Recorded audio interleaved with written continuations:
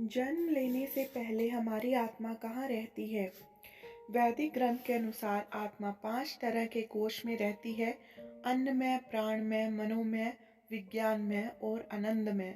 इन्हीं कोशों में रहकर आत्मा जब शरीर छोड़ती है तो मुख्य तौर पर उसकी 3 तरह की गतियाँ होती हैं: ऊर्ध्व गति, स्थिर गति और अधोगति। इसे ही अगति और गति में विभाजित किया गया है।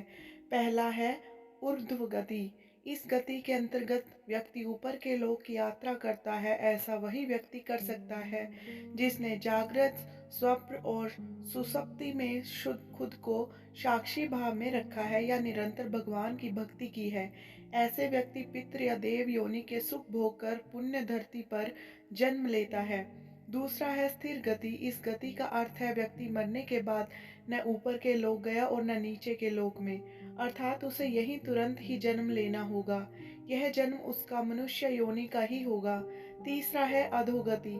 जिस व्यक्ति ने किसी भी प्रकार का पाप करके या नशा करके अपनी चेतना या होश के स्तर को नीचे गिरा लिया है, वह नीचे के लोकों की यात्रा करता है। रेंगने वाले कीड़े मकोड़े या गहरे जल में रहने वाले जीव जंतु अधोगति का ही परिणाम है। अब हम जानेंगे गरुड़ पुराण के रहस्यमयी कुछ बातें। पुराणों के अनुसार जब भी कोई मनुष्य मरता है या आत्मा शरीर को त्याग कर यात्रा प्रारंभ करती है तो इस दौरान उसे 3 प्रकार के मार्ग मिलते हैं। उस आत्मा को किस मार्ग पर चलना जाएगा ये केवल उसके कर्मों पर निर्भर करता है। ये 3 मार्ग हैं: अर्च मार्ग, धूम मार्ग और उत्पत्ति विनाश मार्ग। अर्च मार्ग में ब्रह्मलोक और देवलोक की यात्रा के लिए होता है, वहीं धूम मार्ग पितरलोक की यात्रा पर ले जाता है और उत्पत्ति नाश विनाश मार्ग नरक की यात्रा के लिए। हालांकि सभी मार्ग से गई आत्माओं को कुछ काल भिन्न भिन्न लोक में रहने के बाद पुण्य मृत्यु लोक में आना पड़ता है। अधिकतर आत्माओं को यहीं जन्म लेना है और यहीं मरकर पुण्य जन्म लेना होता है। यजुर्वेद में कहा गया है कि शरीर छोड़ने के पश्चात जिन्होंने तप ध्यान किया है वे ब्रह्मलोक चले जाते हैं, अर्थात ब्रह्मलीन हो जाते हैं। कुछ सत्कर्म करने वाले भक्त जन स्वर्ग चले जाते हैं। स्वर्ग अर्थात वे देव बन जाते हैं। राक्षसी कर्म करने वाले प्रेत योनि में अनंत काल तक भटकते रहते हैं और कुछ पुण्य धरती पर जन्म ले लेते हैं। जन्म लेने वालों में भी जरूरी नहीं कि वह मनुष्य योनि में ही जन्म ले। इससे पूर्व ये सभी पितृलोक में रहते हैं, वहीं उनका न्याय होता है। आत्मा 17 दिन तक यात्रा करने के पश्चात 18वें दिन यमपुरी पहुंचती है। गरुड़ पुराण में यमपुरी के इस रास्ते में वैतरणी नदी का उल्लेख मिलता है। वैतरणी नदी निविष्ठा और रक्त से भरी हुई है।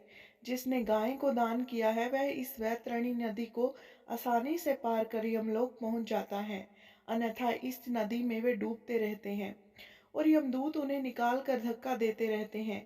यमपुरी पहुंचने के बाद आत्मा पुष्पोदका नामक एक और नदी के पास पहुंच जाती है, जिसका जल स्वच्छ होता है और जिसमें कमल के फूल खिले रहते हैं।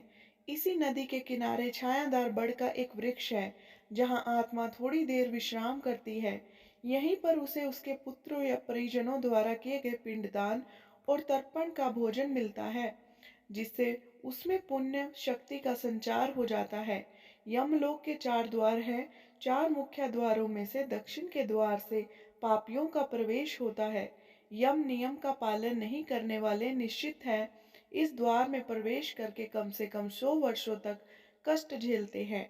पश्चिम का द्वार ऐसे जीवों का प्रवेश होता है जिन्होंने दान पुण्य किया हो, धर्म की रक्षा की हो और तीर्थों में प्राण त्यागे हों। उत्तर के द्वार से वही आत्मा प्रवेश करती है जिसने जीवन में माता पिता की खूब सेवा की हो, हमेशा सत्य बोलता रहा हो और हमेशा मन वचन कर्म से अहिंसक हो।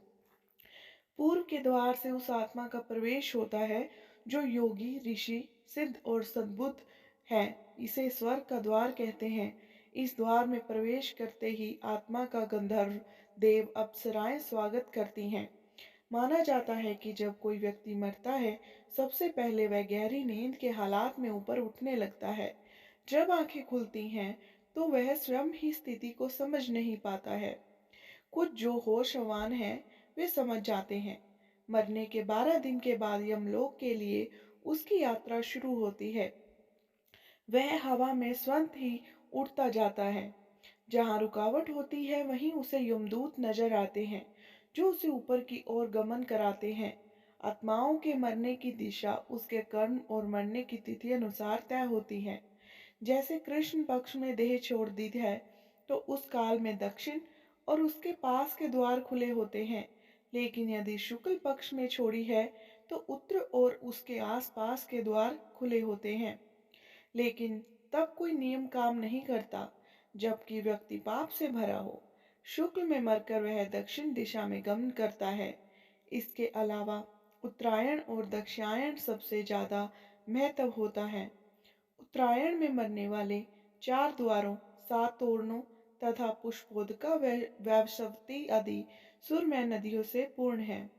अपनी पूरी में पूर्व, पश्चिम तथा उत्तर के द्वार से प्रविष्ट होने वाले पुण्यात्मा को भगवान विष्णु के दर्शन होते हैं, जो शंख चक्र गदा पदाधारी चतुर्भुज नीलाभ रूप में अपने महाप्रसाद में रत्नासन पर दर्शन देते हैं।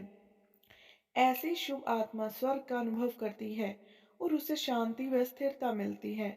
स्वर्ग में रहने के पश्चात वह किसी अच्छे समय में पुण्य, अच्छे कुल और स्थान में जन्म लेती है। दक्षिणायन में मरने वाले जो लोग पापी और अधर्मी हैं, जिन्होंने जीवन भर शराब, मांस और स्त्री गमन के अलावा कुछ नहीं किया, जिन्होंने धर्म का अपमान किया और जिन्होंने कभी भी धर्म के लिए पुण्य का कोई कार्य नहीं किया, वे मरने के बाद स्वयं ही दक्षिण दिशा की ओर खींच लिए जाते हैं। ऐसे पापियों को सबसे पहले तिप्त, लोहद्वार तथा पूय शोणित एवं क्रूर पशुओं से पूर्ण वैतरणी नदी पार करनी होती है। नदी पार करने के बाद दक्षिण द्वार से भीतर आने पर ये अत्यंत विस्तीर्ण सरोवरों के समान नेत्र वाले, धूम्र वर्ण प्रलय मेघ के समान गर्जन करने वाले, ज्वालामय रोमधारी, बड़े तीक्ष्ण प्रज्वलित दंत युक्त संडसी जैसे नखों वाले, चर्म वस्त्रधारी, कुटिल भ्रिकुटी भयंकरतम वेश में यमराज को देखते हैं। वहां घोरतर पशु तथा यमदूत उपस्थित मिलते हैं।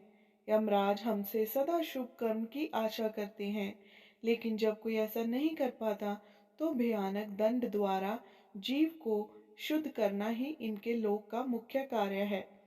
ऐसी आत्माओं को यमराज नरक में भेज देते हैं। यदि आपको यह कहानी पसंद आई हो तो इस वीडियो को लाइक ज़रूर कीजिएगा, शेयर कीजिएगा और मेरे चैनल को सब्सक्राइब करना मत भूलना। धन्यवाद।